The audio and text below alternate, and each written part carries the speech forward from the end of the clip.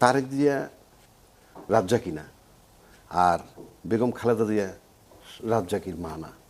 অর্থাৎ এরা দুইজন মানুষ কোনো সিম্পল মানুষ না, একদমই না। বেগম খালেদা জিয়ার প্রেজেন্স এবং অ্যাবসেন্স একটা বিশাল পার্থক্য বহন করে। উনি রাজনীতিতে বেঁচে থাকলে একরকম, উনি মরে গেলে আর এক রকম। মানুষ সবাই মরবে, সেটা ভিন্ন কথা, কিন্তু উনি যে অবস্থাটায় আছেন, ওনার বিষয়টা নিয়ে যখন আমরা ক্লিয়ার কিছু জানতে পারতেছি না, তার মানে এটাই ফ্যাক্টর যে ওনার মৃত্যুর সংবাদে, ফিরে আসার সংবাদে তো ভালো হবে সেটা আমরা জানি, মৃত্যুর সংবাদে কি হয় পরিস্থিতি সেটা অবশ্যই ভাববার বিষয়। আর ভেরি সিম্পল, যেটা একটু আগে বললেন আপনার প্রতিবেদক, যে চীন থেকে একটা টিম আসছে, এয়ার অ্যাম্বুলেন্স বিশেষজ্ঞ, এবং তাদের রিপোর্টের ভিত্তিতে তারেক জিয়ার আসা না আসা অনেকটা ডিপেন্ড করে, বলতে চাইছেন যেটা, যে ওরা যদি ক্লিয়ারেন্স দেয় যে না নেওয়া যেতে পারে, তাহলে সেখানে অপেক্ষা করবে। কিন্তু প্রশ্নটা আপনাকে তার আগে ভাবতে হবে ডেথটা কি। Death is a command of Almighty. এই কমান্ডটা যখন আসবে তখন আপনার মৃত্যু। এনে ডাক্তার যত চিকিৎসা করুক, ওই কমান্ডটা না আসা পর্যন্ত শি উইল সার্ভাইভ। আরও সিম্পল লজিক যদি আসেন, death is nothing but separation of body and soul. এখন আমি এরকম ঘটনাও পাইছি যে আপনি সিঙ্গাপুর বা ব্যাংককে গেছে চেক আপ করাইতে, সকালবেলা চেক আপের রিপোর্ট দিলে এভরিথিং ইজ ওকে, বিকেলবেলা ফ্লাইটে এসে ইমিগ্রেশন ক্রস করার পর হি ওয়াজ ওয়েটিং ফর বোর্ডিং, এবং ওইখানেই হার্ট অ্যাটাক করে মারা গেছে। তার মানে আপনি যদি বিষয়টাকে সিরিয়াসলি দেখেন, তাইলে এই এই ইস্যুতে যদি তারেক জিয়া সাহেবের আসার বিষয়ে সম্পৃক্ত থাকে, তার চলে আসা উচিত ছিল, এইটাই যৌক্তিক। চায়না কালকে রিপোর্ট দিল, Chinese doctor, he is okay, যে চলে যান, আপনি বিদেশে যেতে পারবেন, ফর এক্সাম্পল, তর্কের খাতিরে বলছি। জি, তারপরে তার পলকে মৃত্যু হয়ে যেতে পারে। কিন্তু এই সমস্ত আনসার্টেন জিনিসের উপরে কারো ডিপেন্ড করতে হয় না, এটা হলো তার স্বাভাবিকভাবে আসা উচিত। কিন্তু কেন সে আসবেন, উনি পরিষ্কার করে দিয়েছেন কয়েকদিন আগে একটা স্টেটমেন্ট দিয়ে, যে আমার ফেরত আসাটা আমার একক সিদ্ধান্ত নয়, এটা একটা পার্ট। সেকেন্ড আর একটা পার্ট আছে, সেখানে সে বলছে আমি যে কেন আসতে পারতে যাতে মানে ডিসক্লোজ করবে, সেটার জন্য সে একেবারে অবারিত সুযোগ নাই। দুইটা ব্যাপার কিন্তু খুব মারাত্মক। এবং এটার পার্শ্ব প্রতিক্রিয়া দেখছেন, এটার পার্শ্ব প্রতিক্রিয়া হলো সরকার বলে দিচ্ছে সাথে সাথে যে সরকারের তরফ থেকে তার কোনো বাধা নাই। গত 13ই জুন, সম্ভবত জুন মাসে, তারেক জিয়া রহমানের সাথে দেখা হইলো আমাদের প্রফেসর ইউনূস সাহেবের। যদি সরকারের সাথে আর কোনো প্রবলেম থাকতো, আমার ধারণা ওখানে ডিসক্লোজ হইতো। আচ্ছা রাজ্জাকি ভাই, একটা প্রশ্ন একটু করি এখান থেকেই। একজন দর্শক একটি কমেন্ট করেছেন, সেখানে তিনি বলেছেন যে আইনি কোনো বাধাও নেই, সরকারের পক্ষ থেকেও বলা হচ্ছে যে উনি আসতে পারেন যে কোনো সময় চাইলে, তারপরেও কেন উনি আসতে পারেন? সেটাই বলছি, সে জায়গায় আমি যাচ্ছি, তবু একটু করে জবাব তাহলে আগে দিয়ে নেই। জি প্লিজ। যেহেতু প্রশ্ন করছে একজনে, যেহেতু উনি বলছেন সিদ্ধান্তটা আমার একক নয়, এবং কেন নয় সেটা বলার জন্য তার অবারিত সুযোগও নাই, তার মানে একটা শঙ্কা কোথাও আছে। এবং এক্ষেত্রে সবচেয়ে বড় রোল প্লে করার কথা তাদের বাংলাদেশে তার পক্ষে আসার ব্যাপারে, যেহেতু বাংলাদেশে এই কথাটা আসছে, তার মানে বিপদটা তার বাংলাদেশে আসলে, শঙ্কাটা তার বাংলাদেশে আসলে। সুতরাং এখানে বাংলাদেশে কারা আছে? তারেক রহমান সাহেবের জন্য বড় দুইটা স্টেক হোল্ডার হলো তার নিজের দলটা এবং সরকার, এই দুইটা হলো বড় স্টেক হোল্ডার। সুতরাং তারা দুইজনে বসে ডিসাইড করবে। সরকার তো ক্লিয়ারেন্স দিয়েই দিল যে আমার তরফ থেকে কোনো বাধা নাই, এক। দুই, আবার বলছে ট্রাভেল পাস চাইলেই আমরা তাকে দেওয়ার ব্যবস্থা করব, ক্লিয়ার। দলীয়ভাবে কিন্তু তেমন কোনো পদক্ষেপ আমি দেখি নাই, বরং দলের থেকে দায়িত্বশীল ব্যক্তি যখন স্টেটমেন্ট দেয়, তারেক জিয়া দেশে আসা না আসাটা তার একক কিংবা তার পারিবারিক সিদ্ধান্ত, তাহলে আপনি তারেক জিয়াকে তো রাজ্জাকির জায়গায় ফালাই দিলেন। আমি একটা সিম্পল ম্যান, সেরকম তারেক জিয়া কে? একজন বাংলাদেশে একটা বিরল সন্তান সে, ওই হিসাবে তার বাবা ছিলেন রাষ্ট্রপতি, তার মাও ছিলেন রাষ্ট্রপতি। রাষ্ট্রপতি বলতে কি, সরকার প্রধান আমি মিন করছি আলটিমেটলি। তো যার একটা সন্তান, তার বাবা রাষ্ট্রপতি ছিলেন, মা ছিলেন প্রধানমন্ত্রী, মুক্তিযোদ্ধা, ওটা তো অন্য চ্যাপ্টার আছেই। এবং সে এখন মানে যদি ইনফ্যাক্ট আপনি ধরেন বিএনপির কর্ণধার এই মুহূর্তে, এবং আপকামিং দুজন প্রধানমন্ত্রী সম্ভবপর একজন উনি। হ্যাঁ, উনি কাগজে কলম যতই ভারপ্রাপ্ত থাকুক, he is the main man. তাহলে কি তার রেসপন্সিবিলিটি নাই এই পার্টির? পাশাপাশি দিয়ে আপনি যদি ভাবেন, তাহলে খালেদা জিয়া উনি যে বিদেশে যাবেন, যদি চিকিৎসার নামে যান, ফাইনালি কার সিদ্ধান্তে যাবেন? খালেদা জিয়ার সিদ্ধান্ত, তার সাথে সরকারের সিদ্ধান্ত, দলের কোনো রেসপন্সিবিলিটি নাই। খালেদা জিয়ার পরিবারের কে আছে এখানে? কেউ তো নাই।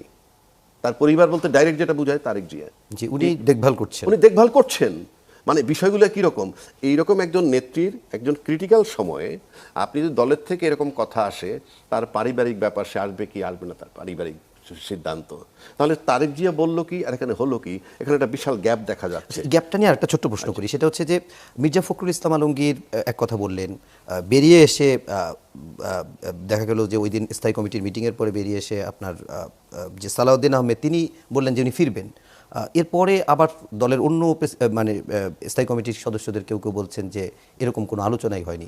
আসলে এই সমন্বয়হীনতা বা এই বক্তব্যের ভিন্নতার কারণটা কি? মানে বিষয়টা তো ক্লিয়ার করে দিলেন, তারেক জিয়া সাহেব তো পরিষ্কার করে দিলেন যে একক নিয়ন্ত্রণাধীন নয়, একক নিয়ন্ত্রণাধীন নয়, এবং সে আরও যদি ডিসক্লোজ করতে তাকে বলতে হবে যে উনি কেন আসতে পারতেছেন না, ওনার শঙ্কাটা কি, দূর করার উপায় কি, কারা কারা রেসপন্সিবিলিটি আছে কার কার, সেটা তাকে বলতে হবে। তাহলে আমরা যে শুনলাম যে উনি আসছেন, যে জানানো হলো, তাহলে এটা কি ভেইক?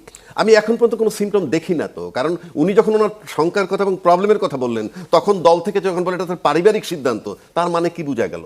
There is a gap between the মানে পার্টি এবং পার্টির এই যে টপ লিডার। এবং যার জন্য বললাম জীবিত খালেদা জিয়া এবং মৃত খালেদা জিয়ার পার্থক্য কি। আপনি খালেদা জিয়া আজকে পর্যন্ত symbol of unity of BNP, আমি জানি না, আল্লাহ মাফ করুক, এই মুহূর্তে এক্সপায়ার করেন উনি, তাহলে একটা বিশাল পরিবর্তন হবে বিএনপির রাজনীতিতে, নো ডাউট। দেশের রাজনীতিতে কি হবে সেটা পরের চাপটা। আচ্ছা, এই বিএনপি এবং দেশের রাজনীতি নিয়ে আমি একটু রিপন ভাইয়ের কাছ থেকে জেনে এসে আপনার কাছেও জিজ্ঞেস করব, যে বিষয়টি বলে আবু হেনা রাজ্জাকি ভাই শেষ করলেন, যে এইটা খালেদা জিয়ার সঙ্গে দেশের বিএনপির রাজনীতির অনেক কিছু সম্পর্ক আছে। আজকে এনসিপি তাদের নিবন্ধন গ্রহণ করেছে, শাপলা কলির প্রতীক নিয়ে তারা নির্বাচন করবে এবং সেখানে নির্বাচন কমিশনের ভূমিকা নিয়ে তারা অবজার্ভ করতেছে, উদ্বেগ এখনও আছে এটি বলেছে। কিন্তু সব ছাপিয়ে যে কথাটি আলোচনায় আসছে, যে বেগম খালেদা জিয়ার এরকম একটি শারীরিক অবস্থার সময় সবাই যেহেতু, সব দলের জন্য যেহেতু অনুকূল পরিবেশ হচ্ছে না, বা একজন দলের প্রধান যিনি 3টি আসনে নির্বাচনে করবেন সেরকম একজন ব্যক্তি মুমূর্ষু অবস্থায় হাসপাতালে, তো সেই প্রেক্ষিতে আসলে নির্বাচনের তফসিল পেছানোর একটি তারা কথা বলেছেন, এবং বিএনপি থেকেও বলা হচ্ছে যে নির্বাচন পেছানোর ষড়যন্ত্র চলছে। আপনি একটু কিভাবে? ধন্যবাদ আপনাকে। আমি প্রথমে এনসিপি, এই যে নতুন যে দলটি, এই ছেলেদের কনসার্নকে আমি ইতিবাচকভাবে দেখি। তারা একটা কনসার্ন প্রকাশ করেছেন। আমাদের পার্টি চেয়ারপারসন বেগম খালেদা জিয়ার, তিনি যে একজন জাতীয় অভিভাবক তুল্য নেত্রী, সেটা তারা অকপটে তারা মানে শ্রদ্ধার সঙ্গে তারা স্মরণ করেছেন, সব ঠিক আছে। কিন্তু অ্যাট দ্য সেম টাইম তিনি অসুস্থ আছেন, তিনি তার লড়াইটা কী জন্য ছিল? ফর লাস্ট 16 ইয়ার্স তার যে লড়াইটা, ফাইট, গণতন্ত্র, তার লড়াইটা কী ছিল, তার ফাইটটা কী ছিল? ফর এ জেনুইন ইলেকশন, তার লড়াইটা কী ছিল? পিপলকে এম্পাওয়ার করা এবং জনগণের ভোটে নির্বাচিত একটি সরকার, তাই না? এই লড়াইটাই তো তার ছিল। এবং এই লড়াইটার কথা বলতে, যে লড়াইটা করতে যেই তো তিনি আজকে শারীরিকভাবে তিনি এই অবস্থার মধ্যে পৌঁছেছেন। এবং পতিত স্বৈরাচারের প্রধান যিনি শেখ হাসিনা, তিনি আজকে তার এই স্বাস্থ্যের এই অবস্থার জন্য তো মেনলি তিনি দায়ী। কারণ সংবিধান অনুযায়ী প্রতিটি নাগরিকের চিকিৎসা পাওয়ার তো রাইট আছে নাকি? অবশ্যই রাইট নাই? কারাগারে যিনি বন্দী থাকেন তাকেও তো you cannot deny, you cannot deny the treatment. আপনি তার চিকিৎসাকে আপনি ডিনাই করতে পারেন না। তো যখন ওনাকে কথিত মুক্তি দেওয়া হলো কোভিডের সময়, তাই না, এবং যখন বলা হলো যে তিনি বাসাতে থাকতে পারবেন, চিকিৎসা গ্রহণ করতে পারবেন, জি, হাসপাতালে যেতে আসতে পারবেন, বাট কনফাইন থাকবেন বাসার মধ্যে।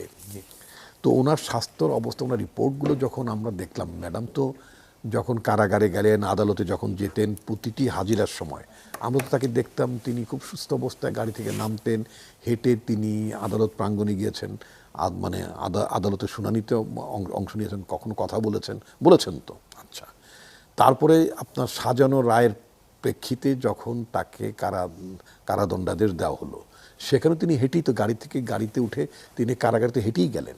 এবং তারপরে বন্দি অবস্থায় থেকে নাজিমুদ্দিন রোডের কারাগারে থাকা অবস্থায় তিনি বার দুয়েক তিনি পিজি হাসপাতালে হেলথ চেক আপের জন্য এসেছিলেন। তখন আমার স্পষ্ট খেয়াল আছে, তখন ওখানকার সবুজ পোশাক পরিহিত হয়তো হসপিটাল গার্ড অথবা আনসার অথবা হোয়াট এভার, তারা তাকে হুইল চেয়ার অফার করেছিলেন। হ্যাঁ, তিনি সেটা রিফিউজ করেছেন। এটা তো লাইভে আমরা দেখেছি, এই তো ভিডিও ফুটেজ আমরা দেখেছি। তিনি রিফিউজ করেছেন, তিনি বলছেন যে আই ডোন্ট রিকোয়ার ইট, এটা লাগবে না। কিছুদিন পরে যখন শেখ হাসিনা যখন তাকে আদালতে গেলেন, কারাগারে গেলেন, কিন্তু যখন তিনি বাসায় ফিরে এলেন তখন তিনি হুইল চেয়ারে বসে তাকে আসতে হলো। এরপরে আমরা তাকে কখনোই আর দাঁড়াতে দেখিনি। এই যে তার শরীরের যে ফ্রাজাইলিটি, তার যে ভঙ্গুর দশা, এই যে তিনি অনেকগুলো রোগে আক্রান্ত হয়ে গেলেন, ইনক্লুডিং তার লিভার ড্যামেজ হয়ে গেল, এগুলো তো আপনার মানে তাকে তো স্লো পয়জনিং করা হয়েছে, এটা তো আমরা বহুবার বলেছি, দাবি করেছি যে সরকার তাকে স্লো পয়জন করে তাকে মেরে ফেলতে চেয়েছে, সেটা তার উদ্দেশ্য ছিল। যখন আমরা তাকে বিদেশে চিকিৎসার জন্য যখন আমরা দাবি তুললাম, তখন সরকারের প্রধান তৎকালীন সময়ে কি কি উত্তরটা দিলেন? বলে তো অনেক তো বেঁচেছেন, আর কত বাঁচতে চান? 80 বছর এরকম একটা কথা বলেছে। তো এই কথা তার মানে কি, মানে তাকে হত্যা করার জন্য যাবতীয় আয়োজন তিনি সম্পন্ন করেছিলেন, কিন্তু রাখে আল্লাহ মারেকে। আচ্ছা রিপন ভাই, না, আমি কথাটা শেষ করি। মানে- তিনি বেঁচে আছেন, জি তিনি লড়াই করছেন, বাঁচার জন্য তিনি লড়াই করছেন, সারা দেশের মানুষ তার জন্য প্রার্থনারত। আমি যেটা বলছিলাম যে পাওয়ার অফ দ্য প্রেয়ার্স, এখন পর্যন্ত তিনি রেসপন্স করছেন, কথা বলছেন, মানে কথা বলেছেন। আচ্ছা, বিদেশি চিকিৎসকরা আসছেন, আপনারা এই সমস্ত কিছু কে আপনি রাজ্জাক হিসেবে একটা কথা প্রসঙ্গে আমি বলি, প্লাস আপনি প্রসঙ্গটা তুলেছেন আমাদের পার্টির অ্যাক্টিং চেয়ারম্যানের দেশে ফেরা না ফেরার জি, জি। ব্যাপার নিয়ে, অর্থাৎ তিনি ফিরছেন না কেন ইত্যাদি ইত্যাদি। আমি আপনাকে বলি, আমাদের পার্টিতে অফকোর্স একটা আলোচনা আছে যে ম্যাডাম যদি একটু ইমপ্রুভ করেন তাকে আবার বাইরে চিকিৎসার জন্য নিয়ে যাওয়া হবে। তাকে কি বাইরে চিকিৎসার জন্য নিয়ে যাওয়া হয়েছিল না? হয়েছিল তো, হয়েছিল। তারপর তো তিনি একটা বেটার রেসপন্স করে তিনি আবার দেশেও ফিরলেন। প্রায় 3 মাসের মতো তিনি তার ছেলে, পুত্রবধূ, নাতনিদের সাথে ছিলেন। আচ্ছা, এখন ওনারা এখন যে অবস্থাটা, পরিবার থেকে কী বলা হচ্ছে, পার্টি থেকে কী বলা হচ্ছে, নিশ্চয়ই আপনারা সেটা খেয়াল করেছেন, সেটা হচ্ছে তারেক রহমান কালকে চলে আসতে পারতেন, কিন্তু আমরা একটা ইমার্জেন্সি ব্যাকআপ রেখেছি। যদি ম্যাডামকে, যে আপনি আপনার নিউজে বলেছেন না যে ওনার শারীরিক অবস্থার উপর নির্ভর করবে তারেক রহমানের ফিরে আসা অথবা বিলম্ব হওয়া, মানে ইমপ্লাইড ওয়েতে। তো যেখানে ম্যাডামের চিকিৎসা গ্রহণের একটা পর্যায়ে আছে দেশের বাইরে, হুইল সুপারভাইজিং মি, আপনি, উনি না, ওনার পরিবারের পক্ষ থেকেই তো করতে হবে ওনার চিকিৎসার তত্ত্বাবধানটা। পার্টি খুবই ভেরি মাচ অ্যাওয়ার, এবং ওনার পরিবার পার্টিকুলার তারেক রহমান সাহেব অত্যন্ত অবগত আছেন। আমাকে একটু এটা শেষ করে আমরা বিরতির পর আবার আপনার কাছে আসবো। আমি একটু শেষ করতে চাই। সেটা হচ্ছে কি, যদি ম্যাডামকে ইমিডিয়েটলি যদি লন্ডনে নিয়ে যেতে হয়, সেটার জন্যই তারেক রহমান এবং তার ফ্যামিলি, মিসেস তারেক রহমান, ম্যাডামের নাতনি, তারা অপেক্ষা করছেন। যদি কেসটা যদি স্টেবল থাকে তাহলে উনি ইমিডিয়েটলি চলে আসবেন। ওকে, রাজাকি ভাই আপনার কাছে একটা প্রশ্ন একটু করি, সেটা হচ্ছে যে খালেদা জিয়ার সুস্থতার সাথে নির্বাচনের কোনো সম্পর্ক দেখেন কিনা, এবং যে দাবিটি কেউ না কেউ করছে বর্তমান পরিস্থিতিতে তফসিল দেওয়ার উপযোগী নয় এরকম বলছে, সেটিকেও যৌক্তিক মনে করেন কিনা? ধন্যবাদ আপনাকে এবং আমার সহ-আলোচক। দেখেন, আমার ব্যক্তিগত ওপিনিয়ন এটা, কারণ আজকে মনে করেন বেগম খালেদা জিয়া যে ক্রিটিক্যাল একটা পজিশনে আছে, তাতে মোটামুটি 5-6 দিনে তো আমরা তেমন কোনো খবর পাচ্ছি না। যেগুলো পাচ্ছে এগুলো বিচ্ছিন্ন। আবার বলা হচ্ছে যে ওদিক থেকে বোধহয় ডাক্তার জাহিদ সাহেব একটা রেসপন্সিবল লোক, তার উপরে ডিপেন্ড করতে হবে। আর যদি মেডিকেল অথরিটি ডাইরেক্ট কিছু বলে, এটার উপরে আমাদের কারণ হয়তো গুজব ছড়ায় অনেকের জন্য, হয়তো গুজব ছড়া। কারণ শুনেন, আপনার মাথা যত বড়, জি, আপনার কাউন্ট করে মানুষ তত বেশি। বিষয়গুলো ওইখানে, উনি সাধারণ মানুষ না, যেহেতু এটা হবেই, এরকম গুজব হবে। কিন্তু এই গুজবের সবচেয়ে খারাপ গুজব লাগছে একটা, সেটা তার দলের লোকে দিছে। বলছে যে ওনার মৃত্যুর পরে জিয়া রহমান সাহেবের জানাজায় যে লোক হয়েছে তার চেয়ে বেশি লোক হবে তার বেগম খালেদা জিয়ার জানাজায়। এটা আমার কাছে খুব খারাপ লেগেছে। মানে আপনি জানাজার লোক দেখতেছেন, নাউজুবিল্লাহ, দেখেন না, এটা বাজে, ভেরি ব্যাড। আমরা তো ভাই মানুষ, বললামই তো, মানুষ সবাই মারা যাবো, আমরা কেউ থাকবো না। হ্যাঁ, মৃত্যুটা স্বাভাবিক, প্রাকৃতিক নিয়মে আমি আসছি, আমার প্রকৃতি আমাকে নিয়ে যাবে। তো সেই জন্য বলছি, তার সাথে যখন আমি এই জিনিসগুলো মিলাই, আপনার যেটা বললাম যে তারেক জিয়া সাহেবের ফেরত আসাটা পারিবারিক না, পাশাপাশি পলিটিক্স, সে পলিটিশিয়ান, রিপ্রেজেন্ট, সবচেয়ে বিগেস্ট পার্টি রিপ্রেজেন্ট করে, তো তার জন্য তার দলের রেসপন্সিবিলিটি থাকবে না? আপনি কিছুতেই বলতে পারেন না। এ দিয়ে বোঝা যাচ্ছে যে খালেদা জিয়ার অ্যাবসেন্সে, খালেদা ছিল সিম্বল অফ ইউনিটি, আমি আবারও বলছি। এবং খালেদা জিয়া শুধু বিএনপির নেত্রী হন না, ইতিমধ্যে উনি একজন আপসী নেত্রী নিজেকে প্রমাণ করছেন। উনি দেশের ভিতরে থেকে প্রমাণ করছেন যে উনি মুক্তিযুদ্ধের পক্ষের শক্তি, দিবারাত্র 24 ঘন্টা মুক্তিযুদ্ধের চেতনার পক্ষে, চেতনা চেতনা চেতনা না বইলে, কারণ চেতনাধারীরা চলে গেছে, আর উনি অত চেতনা বলেন নাই, উনি দেশে আছেন। এবং উনি বলছিলেন আমার দেশের বাইরে কোনো ঠিকানা নাই। মানে এই কথাগুলো আমার ভালো লাগছে, যে যেটা বলছেন সেটা করছেন। আমি বিএনপি রাজনীতি করি না, তারপরে যেটা সত্য সেটা আমি বলছি। সেক্ষেত্রে অ্যাবসেন্স অফ খালেদা জি, এই যে বেগম খালেদা জিয়ার পক্ষে যে সেন্টিমেন্ট বিএনপির লোকগুলোর, সেই সেন্টিমেন্টের কারণে ইউনিটিটা রয়েছে। আমি আবারও বলছি, ইউনিটিটা আছে। বেগম খালেদা যদি এক্সপায়ার করে যান আর তারিখ যদি না আসতে পারেন, আপনার এই শৃঙ্খলা থাকবে বলে আমার কাছে মনে হয় না।